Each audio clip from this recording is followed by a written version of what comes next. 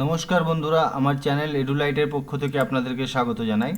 আজকের ইন্ডিয়ান পলিটির পর্বে আমরা ফান্ডামেন্টাল রাইটসের এমসিকিউ নিয়ে আলোচনা করব এবং আজকের যে এমসিকিউর আলোচনা এটা হচ্ছে ফান্ডামেন্টাল রাইটসের এমসিকিউর পার্ট 1 এবং এর পরবর্তী ভিডিওতে আমরা পার্ট 2 নিয়ে আলোচনা করব। সো বন্ধুরা, ভিডিও শুরু করার আগে আপনাদেরকে জানিয়ে রাখি, ভিডিওগুলি যদি আপনাদের ভালো লেগে থাকে তাহলে কাইন্ডলি ভিডিওগুলিতে লাইক দেবেন, ভিডিওগুলি বন্ধুদের মাঝে শেয়ার করবেন এবং ভিডিওর তলায় যে কমেন্ট সেকশন আছে সেই কমেন্ট সেকশনে আপনাদের মূল্যবান কমেন্ট লিখে জানাবেন ভিডিওগুলি আপনাদের কীরকম লাগছে। এবং বন্ধুরা, আমার চ্যানেলে যারা নিউ ভিউয়ার আছেন তারা কাইন্ডলি আমার চ্যানেলটি সাবস্ক্রাইব করবেন এবং পাশে থাকা নোটিফিকেশন বেল আইকনটি অন করে দেবেন, যাতে ভবিষ্যতে আমি যে ভিডিওগুলো আপলোড করতে থাকবো সেগুলো অ্যাজ এ নোটিফিকেশন আপনারা পেয়ে যান। সো বন্ধুরা, আজকের ক্লাস শুরু করা যাক। আজকে আমরা ফান্ডামেন্টাল রাইটসের এমসিকিউর পার্ট 1 নিয়ে আলোচনা করব। বন্ধুরা, আমাদের প্রথম কোশ্চেন, একের দাগ, in view of article 20 of the constitution of India, no person accused of an offence can be compelled to. Option এখানে দুটো স্টেটমেন্ট দেওয়া আছে। এক নম্বর statement, give his signature or thumb impression for identification. দু নম্বর কি বলা আছে, give oral testimony either in or out of the court. Which of the statements given is or are correct? Only এখানে অপশন এ আছে only one, option B only two, option C both one and two এবং option D neither one nor two। So বন্ধুরা, এখানে সঠিক answer হবে option B only two, অর্থাৎ give oral testimony either in or out of the court. পরবর্তী question, দুয়ের দাগের question, consider the following statements. একের স্টেটমেন্ট কি বলছে, the writ of mandamus is available only not only against judicial authorities but also against administrative authorities. দু number statement কি, the writ of prohibition is issued only against judicial or quasi judicial authorities. Which statement is or are correct বলতে হবে এখানে। Option A only one, option two, option B only two, option C both one and two এবং option D neither one nor two. So বন্ধুরা, এখানে সঠিক answer হবে option C, অর্থাৎ both one and two. পরবর্তী কোশ্চেনে চলে আসা যাক, 3 নম্বর question, consider the following statements.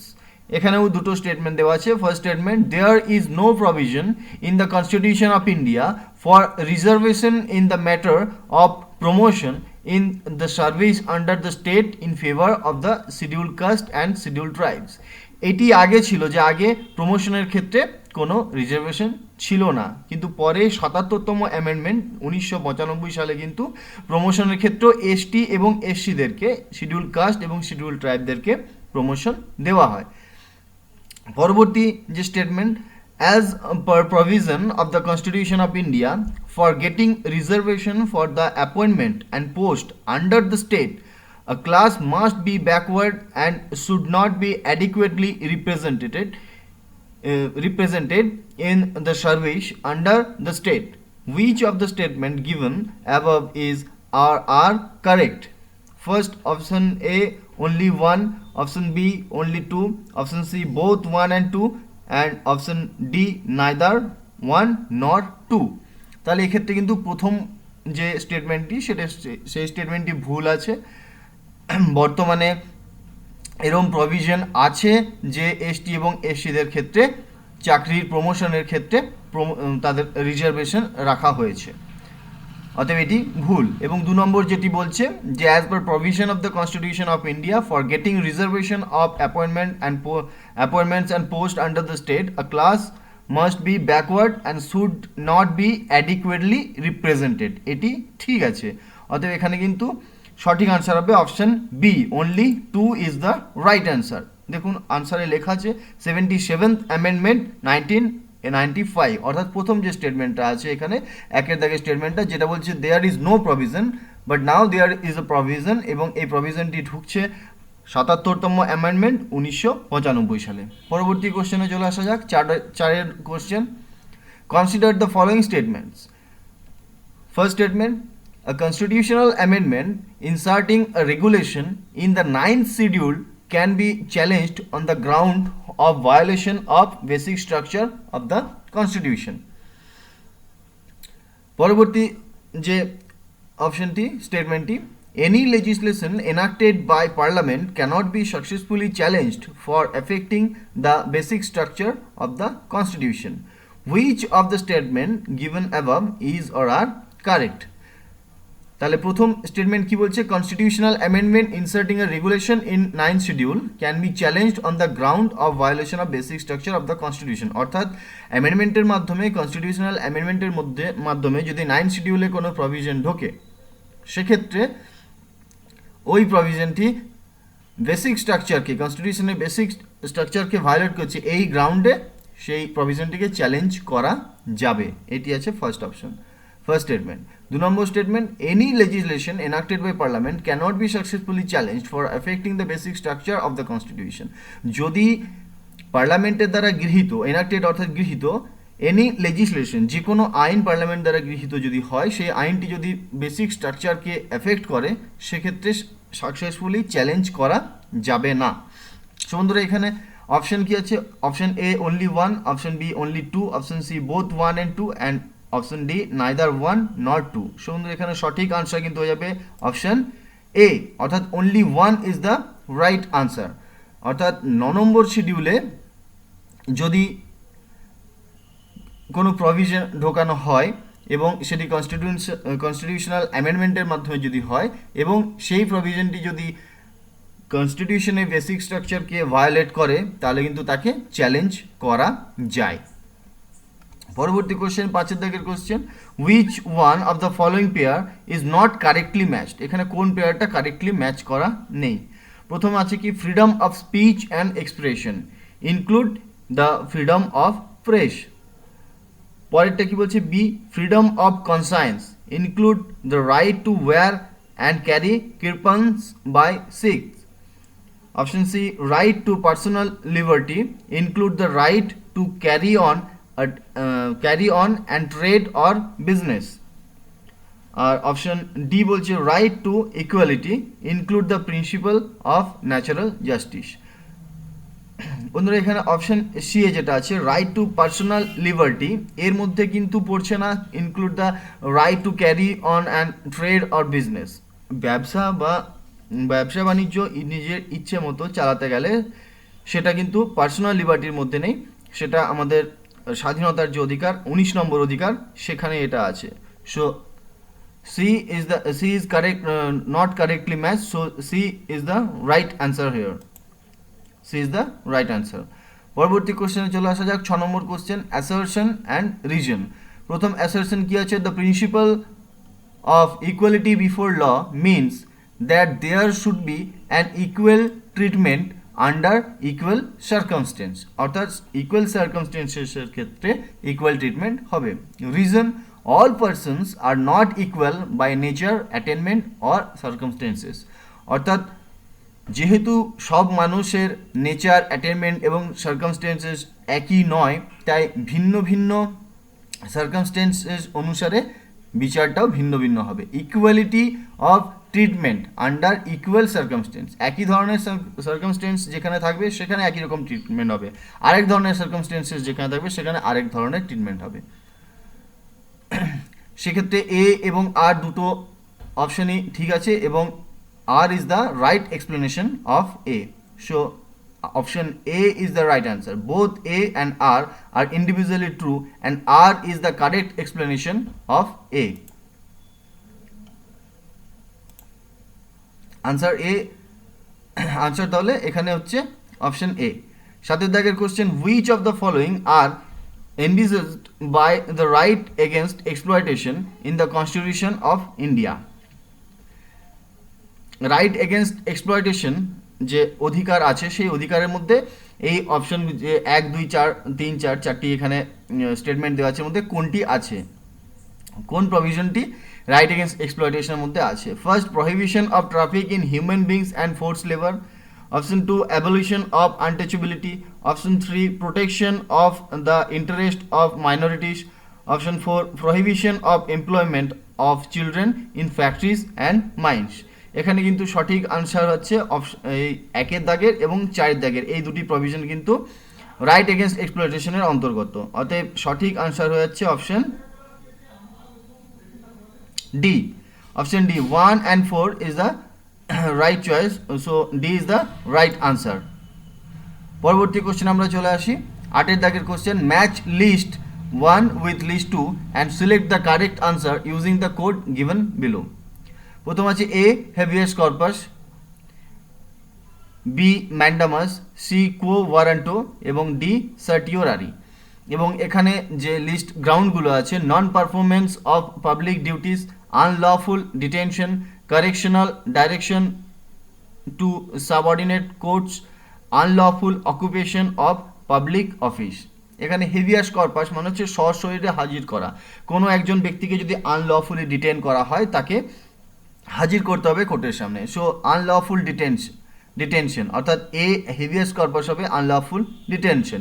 Mandamus অর্থাৎ নিম্ন আদালত যদি ঠিকঠাক তার যে কাজ সেটা যদি সম্পন্ন না করে সেক্ষেত্রে ম্যান্ডামাস প্রয়োগ করে উচ্চতর আদালত নিম্নতর আদালতকে আদেশ দেয় তার কাজটি সম্পন্ন করার জন্য বা কাজটি ঠিকঠাকভাবে শেষ করার জন্য। সো এখানে ম্যান্ডামাস হবে নন পারফরমেন্স অফ পাবলিক ডিউটিস, অর্থাৎ সরকার মানে যে ডিউটিস আছে সেই ডিউটিসগুলো যদি নিম্নতর আদালত পালন না করে সেক্ষেত্রে উচ্চতর আদালত আদেশ জারি করে, পরম আদেশ।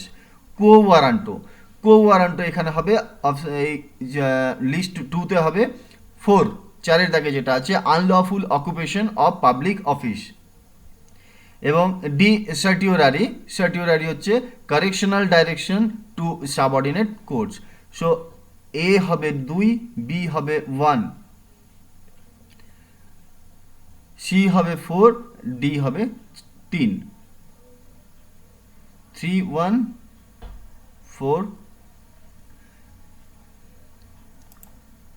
সো অপশন বি এখানে হচ্ছে right answer, A 2, B 1, C 4 এবং ডি 3, সি 4 ডি 3।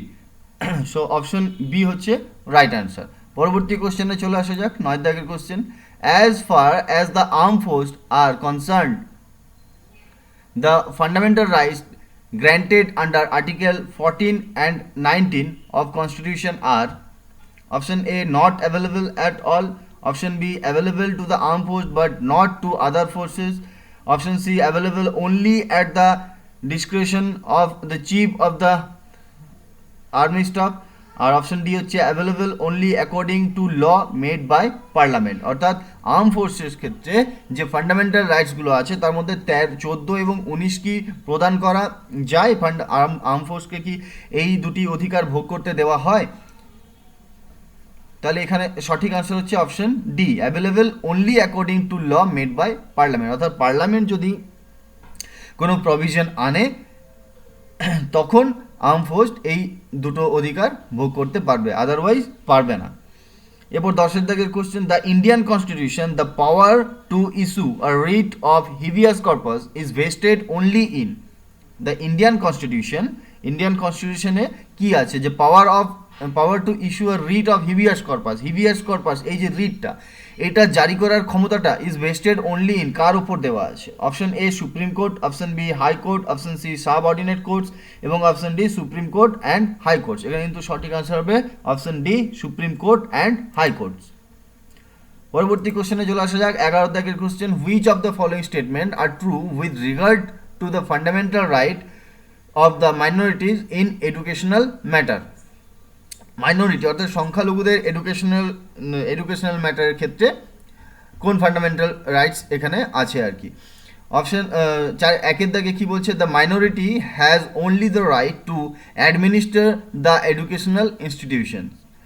2 দাগে বলছে the minority has the right two establish and administer educational institution.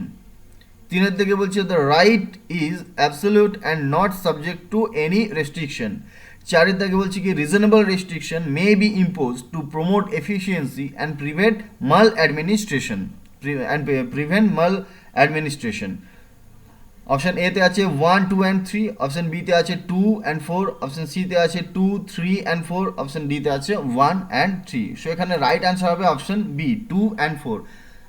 2 দাগে কি বলছে? The minority has the right অর্থাৎ সংখ্যালঘুদের অধিকার আছে টু এস্টাবলিশ প্রতিষ্ঠা করা অ্যান্ড অ্যাডমিনিস্টার এবং পরিচালনা করার একটা এডুকেশনাল ইনস্টিটিউশন।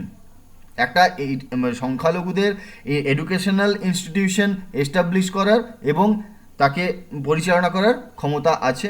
এবং 4 নম্বরে যেটা বলা হচ্ছে reasonable restriction may be imposed, reasonable restriction কিন্তু আনা যাবে। কী কারণে? Efficiency to impose to promote efficiency and prevent mal administration, তার এফিসিয়েন্সিটাকে প্রমোট করার জন্য এবং মাল অ্যাডমিনিস্ট্রেশন মানে খারাপ পরিচালন ব্যবস্থা যেটা সেটাকে প্রিভেন্ট করার জন্য রিজনেবল রেস্ট্রিকশন আনা যেতে পারে। So 2 and 4 is the right choice, so B is the right answer. পরবর্তী কোশ্চেন 12 দাগের question, which of the following rights is not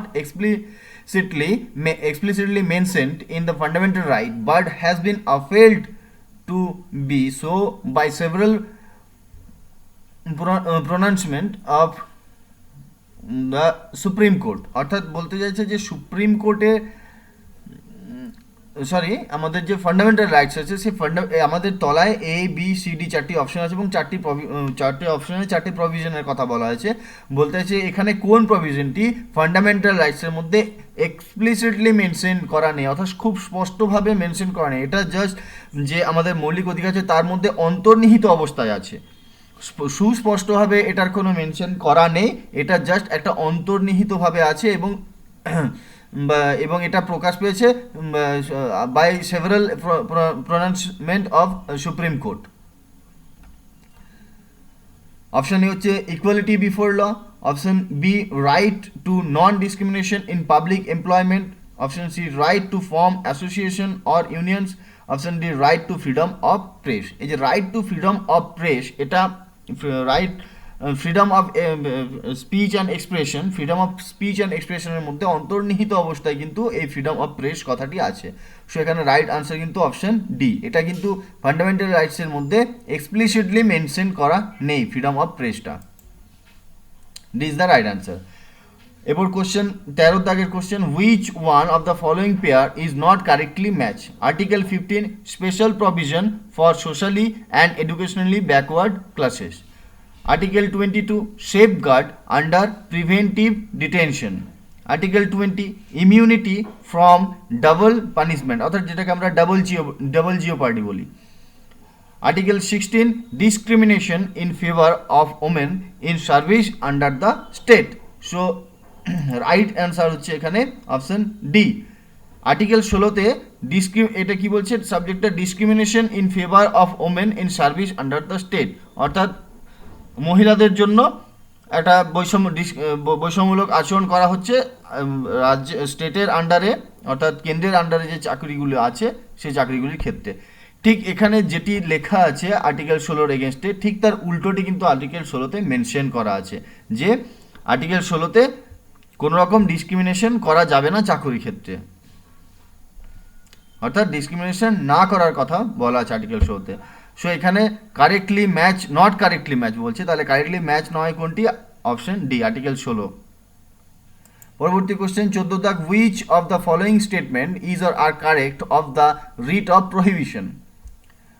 statement 1, it is an order issued by a higher court commanding a lower court to cease from proceeding in some matters non within its jurisdiction, অর্থাৎ তার জুরিডিকশনের বাইরে কোনো কাজ, তার জুরিডিকশনের বাইরে গিয়ে সেই যদি তার এখতিয়ার দখল করতে চায় সেক্ষেত্রে হায়ার কোর্ট লোয়ার কোর্টকে এই আদেশটা দেয়, নিষেধ করে। প্রহিবিশন কথার অর্থ নিষেধ করা। 2 দেখে কি বলছে? It can be claim by an aggrieve party as a matter of right. আচ্ছা 3 দাগ, আচ্ছা এটা 3 দাগ নয়, এটা 1 এবং 2 দুটো স্টেটমেন্ট এখানে আছে এবং এখানে বলা হচ্ছে select the correct answer using the code given below. এখানে 3 এই যে নাম্বারটা এটা ভুল করে পড়ে গেছে। সো 1 এবং 2 দুটো স্টেটমেন্ট এখানে আছে এবং বলছে এই দুটোর মধ্যে select the correct answer using the code given below. Option A আছে only 1, option B only 2, option C both 1 and 2 এবং option D neither 1 nor 2। So এখানে রাইট আনসার হচ্ছে অপশন সি, বোথ 1 and 2। অর্থাৎ এই প্রহিবিশন যে রিটটা এটা higher court জারি করছে লোয়ার কোর্টের উপর, যেন লোয়ার কোর্ট তার যে জুরিডিকশন আছে, তার যে মানে এখতিয়ার আছে, সেই এখতিয়ারের বাইরে গিয়ে যেন এখতিয়ার দখল না করে। যখনই এখতিয়ারের বাইরে গিয়ে এখতিয়ার দখল করছে লোয়ার কোর্ট, তখন হায়ার কোর্ট তাকে এই কমেন্টটা দিচ্ছে, প্রহিবিশন করছে, নিষেধ করছে। এবং it can be claimed by an aggrieved party as a matter of right. তাহলে দুটোই এখানে ঠিক আছে। এবার কোশ্চেন 15 দাগের question, under the Indian constitution which one of the following is not a specific ground on which the state can place restriction on freedom of religion? এক হচ্ছে public order, দুই হচ্ছে মরালিটি, সি হচ্ছে social justice এবং D হচ্ছে health. এটা কিন্তু বিশেষ মেনের কমন কোশ্চেন, এই কোশ্চেনটি এসেছিল। Under the Indian constitution which one of the following is not a specific ground on which the state can place restriction on freedom of religion? Freedom of রিলিজিয়নের ক্ষেত্রে স্টেট যে রিজনেবল রেস্ট্রিকশন জারি করে, এর মধ্যে কোনটা তার পয়েন্ট নয় আর কি। অর্থাৎ এখানে 4টি পয়েন্ট আছে, তার মধ্যে 3টি কারণে স্টেট রিজনেবল রেস্ট্রিকশন জারি করতে পারে, এবং তার মধ্যে এবং আরেকটি এখানে ভুল আছে। অপশন এতে আছে public order, option B morality, option C social justice এবং option D health.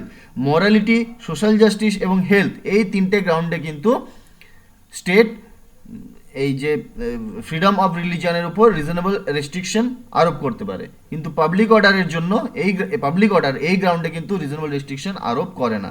So option A হচ্ছে এখানে রাইট আনসার। 16 দাগের question, match the list 1 with the list 2 and select the correct answer using the code given below. List 1 কি বলছে? কিছু provision আছে, এবং list 2তে কিছু কন্টেন্ট ইন, অর্থাৎ এই প্রভিশনের মধ্যে কি আছে সেটা বলা আছে। প্রভিশনটা কোথায় আছে? লিস্ট 1-এ কিছু প্রভিশন দেওয়া আছে, এবং লিস্ট 2-তে এই প্রভিশনগুলো কার আন্ডারে আছে সেটা বলা আছে। তাহলে প্রথমে লিস্ট 1-এ কি বলছে? A, liberty of thought and expression. বিতে কি বলছে? Freedom of speech and expression. সিতে বলছে মেকিং স্পেশাল প্রভিশন। ডিতে বলছে protection of interest of minorities. তাহলে liberty of thought and expression, liberty of thought and expression আর freedom of speech and expression দুটো কিন্তু আলাদা আলাদা জায়গায় আছে। থট অ্যান্ড এক্সপ্রেশন আছে প্রিয়াম্বলের মধ্যে, যে লিবার্টি কথাটা আছে তার মধ্যে কিন্তু liberty of thought and expression আছে, অর্থাৎ এ হবে 3 preamble. B freedom of speech and expression, এটা 19 নম্বর আর্টিকেলে আছে। সো এখানে হবে রাইট টু ফ্রিডম, একেরটা হবে right to freedom.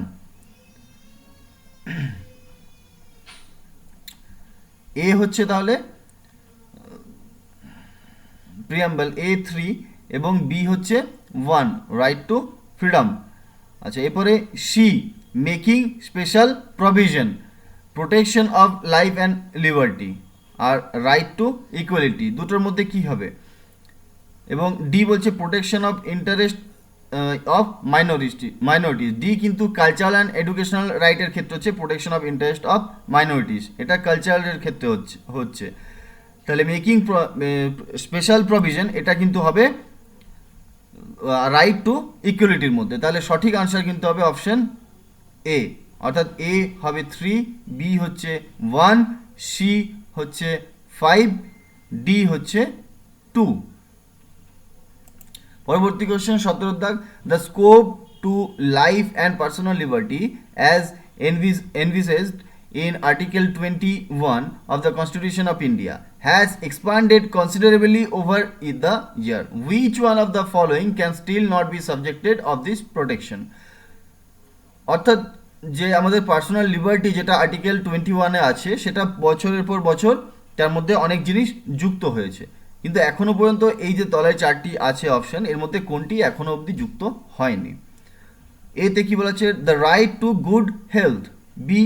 B option B the right of a bonded labour to rehabilitation, the right of a bonded labor to rehabilitation after release. C এর দাগে বলা হচ্ছে the right under a settlement to claim bonus or dearness allowance. আর ডিতে বলা হয়েছে the right to livelihood by means which are not illegal, immoral or oppose to public policy. এখানে কিন্তু সঠিক আনসার হবে অপশন সি। 18 দাগে কি কোশ্চেন বলছে, অ্যাসারশন এবং রিজন। অ্যাসারশন কি বলছে, preventive detention is included in the chapter of fundamental right in the constitution of India. আচ্ছা, রিজন কি বলছে, the constitution has vested the legislative power with regard two preventive detention in the parliament only and the state legislature have no authority in this regard। তাহলে preventive detention কিন্তু fundamental রাইটসের মধ্যে আছে, preventive detention fundamental রাইটসের মধ্যে আছে article 22-তে। আচ্ছা, এখানে যেটা বলছে রিজনে যে বলছে constitution have vested the legislative power with regard two preventive detention in the parliament only, অর্থাৎ প্রিভেন্টিভ ডিটেনশন নিয়ে লেজিসলেটিভ পাওয়ার, অর্থাৎ যে আইন তৈরি করা হয়, যে বিভিন্ন আইনগুলো প্রিভেন্টিভ ডিটেনশন নিয়ে তৈরি করা হয়, তার ক্ষমতা শুধুমাত্র কনস্টিটিউশনে বলা আছে যে শুধুমাত্র পার্লামেন্ট এই ক্ষমতাটা ভোগ করবে, কোনো স্টেট লেজিসলেচার অর্থাৎ রাজ্য বিধানসভা বা রাজ্য আইনসভা কিন্তু সেটি ভোগ করবে না। এই স্টেটমেন্টটি এখানে ভুল আছে। পার্লামেন্ট অর্থাৎ আমাদের কেন্দ্রে যে পার্লামেন্ট আছে, সেই পার্লামেন্ট এবং আমাদের রাজ্যে যে রাজ্য বিধানসভাগুলি আছে, তারা প্রত্যেকেই কিন্তু প্রিভেন্টিভ ডিটেনশন জন্য আইন তৈরি করতে পারে। অর্থাৎ এখানে প্রথম যে অ্যাসারশন এটা কিন্তু এখানে ঠিক আছে, বাট রিজন আরটা কিন্তু এখানে ভুল আছে। সো সঠিক আনসার হবে option C, A is true but R is false. পরবর্তী question 19 number, which of the following is not included in article 19 of the constitution of India pertaining to the right to freedom. Option A কি বলছে, right to reside and settle in any part of the territory of India, right of minorities to establish and administer educational institutions, right to form association or unions, right to assemble peacefully and without arms. A, B এবং D অর্থাৎ right to reside and settle in any part of the territory of India, right of minorities to establish and administer educational institution, A, C এবং D right to form association or union এবং right to assemble peacefully and without arms. অর্থাৎ A, C এবং D এই তিনটে একটু article 19-এর মধ্যে আছে, কিন্তু right of minorities to establish and administer educational institution এটা কিন্তু এডুকেশনাল অ্যান্ড কালচারাল রাইটের মধ্যে আছে। অর্থাৎ এখানে বিটা হচ্ছে সঠিক অ্যান্সার নয়, এটা আর্টিকেল 19-এর মধ্যে নেই। Base the right answer. A, C এবং ডি এই তিনটে অপশানই কিন্তু আর্টিকেল 19-এর সাবজেক্ট, কিন্তু বিতে যেটা আছে right of minorities to establish and administer educational institution এটা কিন্তু আর্টিকেল 19-এ নেই।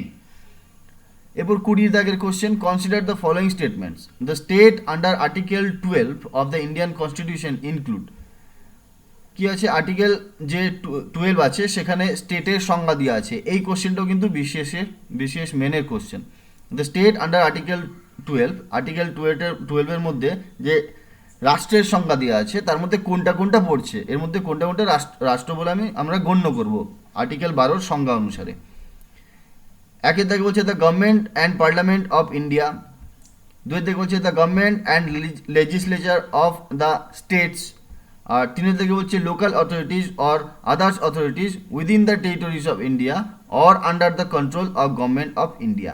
এক্ষেত্রে কিন্তু 1, 2 এবং 3টি এখানে হবে, অর্থাৎ 1, 2 and 3 অপশন এ হচ্ছে এখানে রাইট আনসার।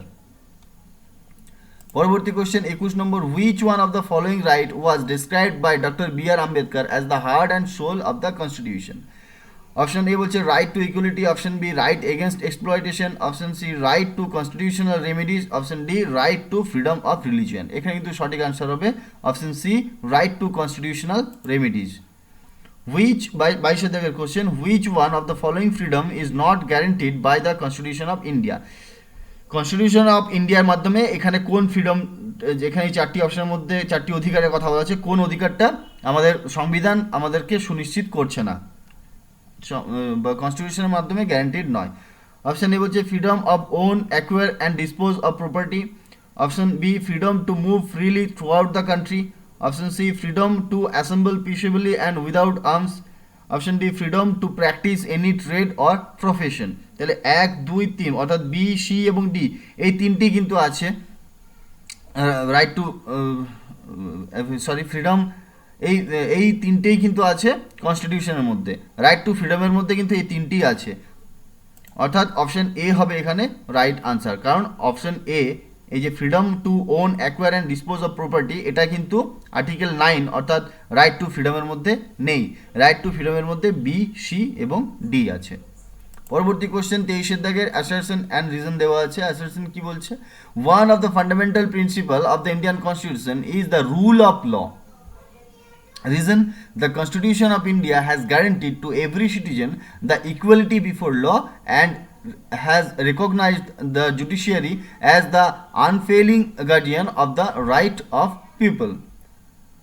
So এখানে যেটা বলছে যে option A, both A and R are individually true and R is the correct explanation of A, এটি হচ্ছে এখানে রাইট আনসার, কারণ এখানে দুটোই ঠিক আছে এবং এটা হচ্ছে right explanation of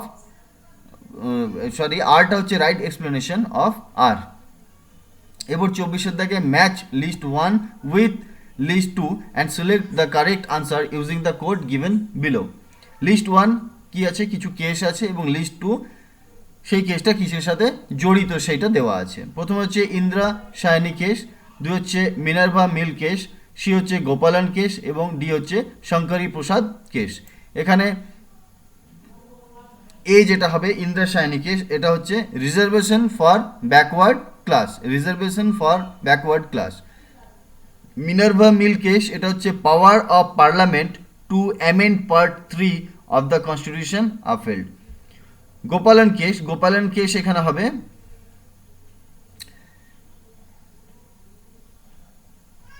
procedure established by law. এবং শঙ্করী প্রসাদ কেস, যেটা শঙ্করী প্রসাদ কেস হবে রিভাইভাল অফ জুডিশিয়াল রিভিউ, অর্থাৎ সঠিক আনসার হবে অপশন শঙ্করী প্রসাদ কেসটা হবে power of parliament to amend, তাহলে এখানে সঠিক আনসার হবে অপশন সি। এ হবে 3 অর্থাৎ ইন্দিরা সায়নী কেস, এটা হবে reservation for backward class. B হবে 4 অর্থাৎ মিনার্ভা মিল কেস, এটা হবে revival of judicial review. Gopalan case যেটা সি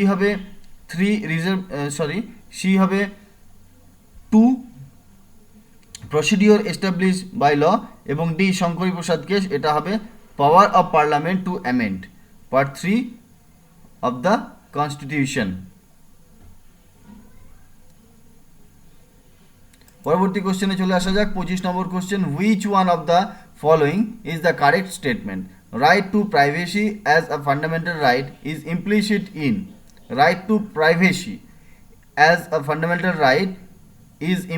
in অর্থাৎ ফান্ডামেন্টাল রাইটসের কোথায় এই রাইট টু প্রাইভেসি কথাটা সুস্পষ্টভাবে বলা আছে। The right to freedom, the right to personal liberty, the right to equality, the right against exploitation. এখানে কিন্তু সঠিক আনসার হবে অপশন বি অর্থাৎ রাইট টু পার্সোনাল লিবার্টি। 26 থেকে অ্যাসারশন এবং রিজন আছে। অ্যাসারশন কি বলছে? An accused person cannot be compelled to give his thumb impression, অর্থাৎ একজন দোষী যে ব্যক্তি অ্যাকিউজড পারসন, তাকে জোর করা যাবে না থাম ইমপ্রেশন দেওয়ার জন্য। রিজন কি বলছে? An accused person cannot be compelled to be a witness against himself. এখানে কিন্তু যেটা প্রথমে বলছে যে থাম ইমপ্রেশন দেওয়ার জন্য জোর করা যাবে না, এটা কিন্তু এই ধরনের কোনো প্রোটেকশন কিন্তু আমাদের কনস্টিটিউশন আমাদেরকে দিচ্ছে না ফান্ডামেন্টাল রাইটসের মাধ্যমে। অর্থাৎ থাম ইমপ্রেশনটা কিন্তু জোর করে অ্যাকিউজড পারসনকে দিয়ে জোর করে করানোর কাজের মধ্যে পড়ছে না। থাম ইমপ্রেশনটা আইডেন্টিফিকেশনের জন্য দরকার হয়, এটা দেওয়া যাবে। অতএব তাকে এই যে বলা হচ্ছে যে ক্যানট বি কম্পেলড, এই কথাটা ভুল। আর যেটা বলছেন accused person cannot be compelled to be a witness against himself, নিজের বিরুদ্ধে নিজেই সাক্ষী দিচ্ছে, এই ধরনের ব্যাপারটা কিন্তু এই কাজটা করার জন্য কাউকে জোর করা যাবে না। ক্যানট বি কম্পেলড করার তো এখানে জোর করা, তাহলে এখানে এ কিন্তু ভুল আছে আর ঠিক আছে। সো অপশন ডি হবে এখানে right answer. A is false but R is true. পরবর্তী কোশ্চেন 27 থেকে, right to education in a fundamental right emanating from right to, এক হচ্ছে অপশন এ হচ্ছে freedom of speech and expression under article 19, B হচ্ছে culture and education under article 29 to 30, life option C হচ্ছে life and personal liberty under article 21, D হচ্ছে equality before law and equal protection of law under article 14। তাহলে right to education এটা কোথায় আছে?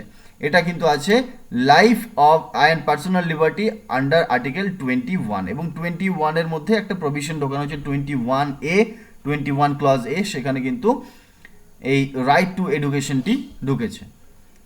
এবার 28 question, the state shall not make any law which take away or abridge the fundamental rights.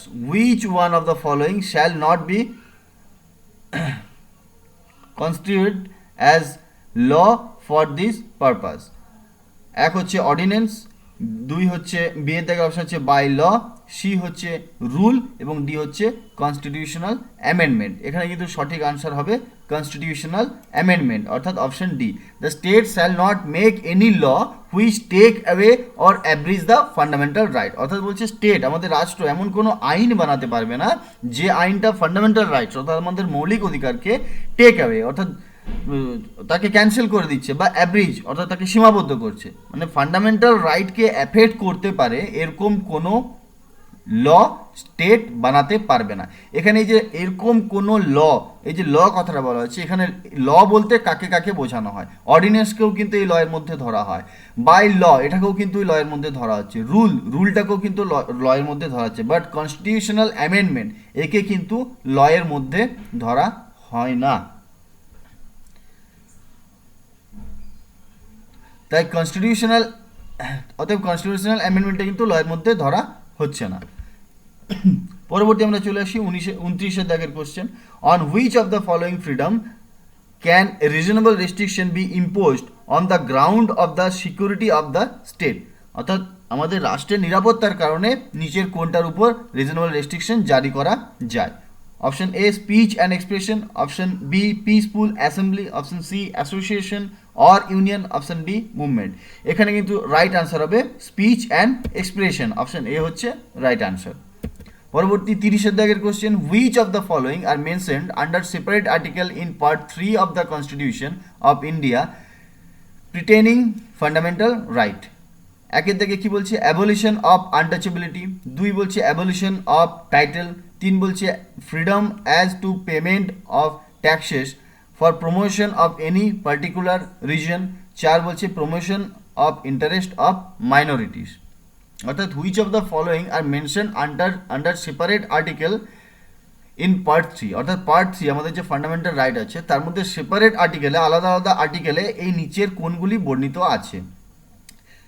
Option A বলছে 1 and 2, option B বলছে 2, 3 and 4, option C বলছে 3 and 4 এবং option D বলছে 1, 2, 3 and 4 এবং এখানে রাইট আনসার কিন্তু অপশন ডি 1, 2, 3 and 4। কারণ abolition of untouchability অর্থাৎ অস্পৃশ্যতা দূরীকরণ এটা কিন্তু 17 নম্বর আর্টিকেলে আছে।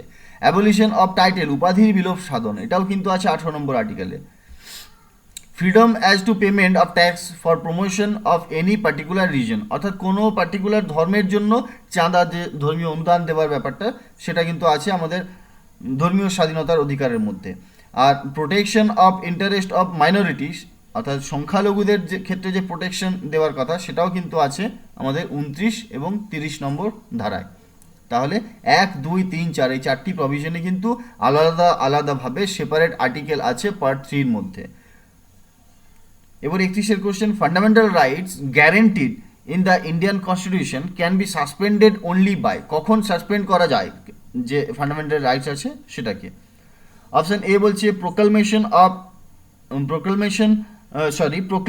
অফ ন্যাচারাল এমার্জেন্সি অর্থাৎ যে জরুরি অবস্থা যেটা ঘোষণা, প্রোক্লামেশন মানে হচ্ছে ঘোষণা করা, প্রোক্লামেশন অফ ন্যাচারাল এমার্জেন্সি।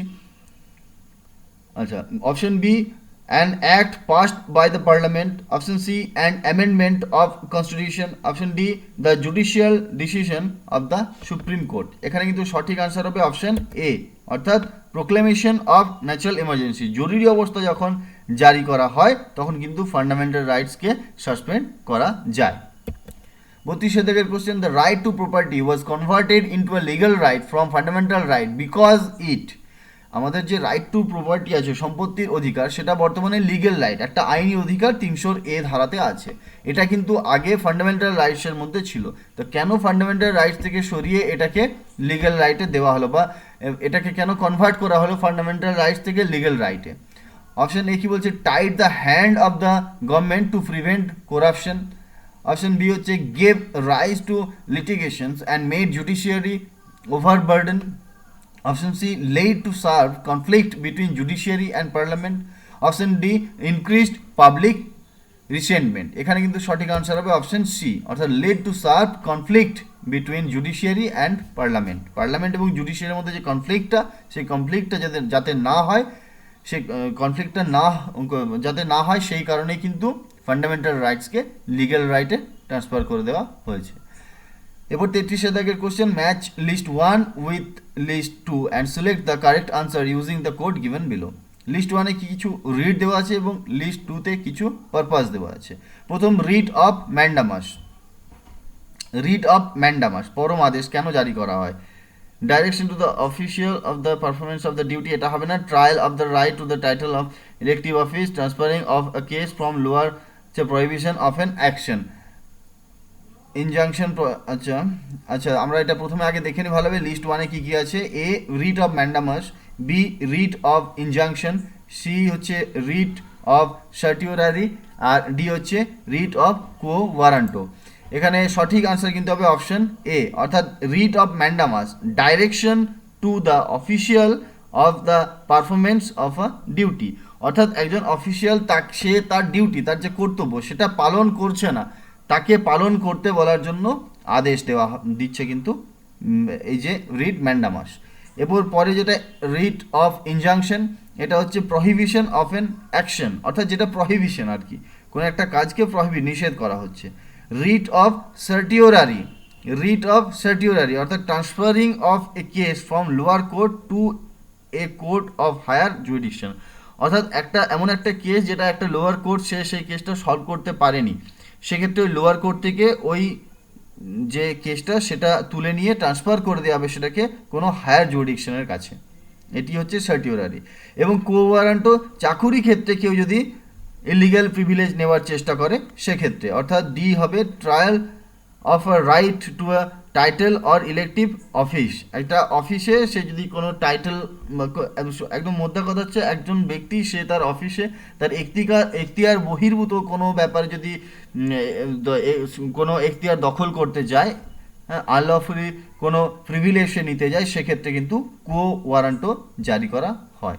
অর্থাৎ এখানে সঠিক আনসার হচ্ছে অপশন এ। পরবর্তী 34 দাগ, under article 22 of the constitution of India with the exception of certain provisions stated therein, what is the maximum period for detention of a person under preventive detention. অর্থাৎ article 22-তে, আর আমাদের ভারতীয় সংবিধানের যে আর্টিকেল 22 আছে সেখানে একজন ডিটেনিউকে কতদিন ম্যাক্সিমাম ডিটেন করে রাখা যেতে পারে? অপশন এ আছে 2 month, option B 3 month, option C 4 month এবং অপশন সি 6 মান্থ। এখানে কিন্তু সঠিক আনসার হবে অপশন বি, অর্থাৎ 3 মাস।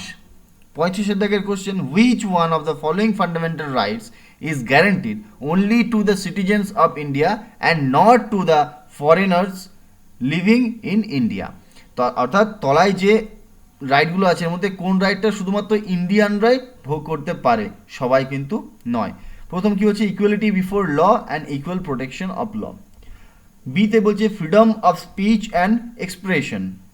সিতে বলছে right to life and liberty. ডিতে বলছে right to freedom of religion.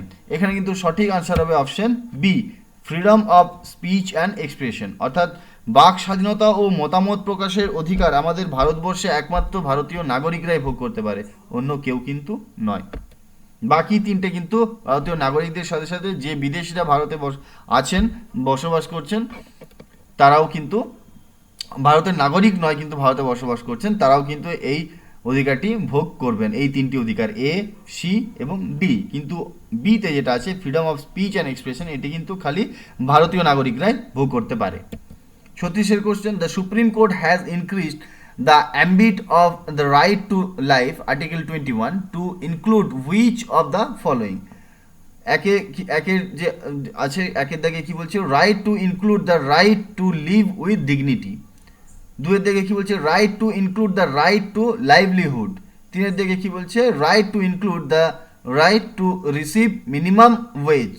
আর 4 থেকে বলছে right to include the right to guaranteed employment for 100 days in a year, অর্থাৎ 100 দিনের যে কাজ। এবার select the correct answer using the code given below. Option A বলছে only 4, option B 1 and 2, option C 1, 2 and 3 এবং option D 1, 2, 3 এবং 4। এখানে কিন্তু সঠিক আনসার হবে অপশন বি 1 and 2, অর্থাৎ right to include the right to live with dignity eighty, এবং right to include the right to guaranteed employment for 100 days in a year।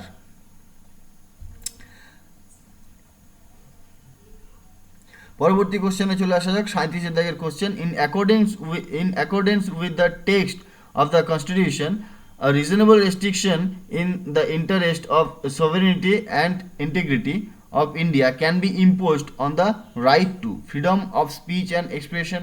B হচ্ছে move freely throughout the territory of India। C হচ্ছে reside and settle in any part of the territory of India। D হচ্ছে carry on any occupation, trade or business. এখানে সঠিক answer কিন্তু option A, freedom of speech and expression. পরবর্তী 38 থেকে which one of the following is best justification for the affirmative action policies in India? The principal of non discrimination, the principal of equal opportunity, the principal of group disadvantage, the principal of radical redistribution, the principal of radical redistribution. এখানে কিন্তু সঠিক answer হবে option B, অর্থাৎ the principal of equal opportunity. 39 assertion এবং reason আছে। Assertion কি? The Indian constitution recognise the supremacy of judiciary. আর reason কি বলছে? The question as to what constitute a reasonable restriction on fundamental rights is to be determined by the court of law। এখানে কিন্তু option A হচ্ছে সঠিক answer, অর্থাৎ এ এবং আর দুটোই ঠিক এবং আর হচ্ছে রাইট এক্সপ্লেনেশন অফ এ। পরবর্তী 40 দাগের question, under the term double jeopardy implied in Article 20 of the Constitution of India, a person, এরপর অপশন 4টা বলছে। অপশন এ তে বলছে convicted by a court of law cannot be punished under departmental proceeding for the same offence. B কি বলছে? Punish departmentally cannot be prosecuted and punished for the same offence more that once. C তে কি বলছে? Shall not be prosecuted and punished for the same offence more than once. এবং D cannot be subjected to proceeding in civil court for disobedience of an injunction along with criminal proceeding। এখানে কিন্তু সঠিক answer হবে option C, অর্থাৎ shall not be prosecuted and punished for the same offense more than once।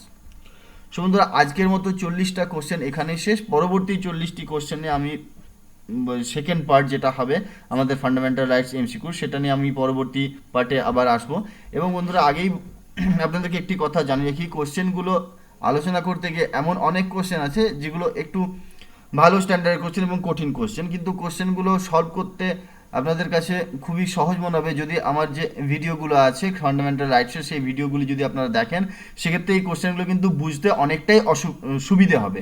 এবং যেহেতু আমি ভিডিওগুলো করার সময় প্রত্যেকটা জিনিস খুঁটিয়ে খুঁটিয়ে বুঝিয়েছি, তাই এখন এই এমসিকিউগুলো আলোচনা করার সময় আবার সেই জিনিসগুলোকে নতুন করে আবার খুঁটিয়ে কিন্তু আমি এখানে বলছি না, আমি জাস্ট কোশ্চেনগুলো এবং আনসারগুলো বলে আপনাদেরকে বেরোচ্ছি। যারা আমার ভিডিওগুলো দেখছেন বা ভবিষ্যতে দেখবেন, তাদের কিন্তু এই কোশ্চেনগুলো সলভ করতে যথেষ্ট সুবিধা হবে। সো বন্ধুরা, ভিডিও এখানে আজকের মতো এখানেই শেষ। নমস্কার।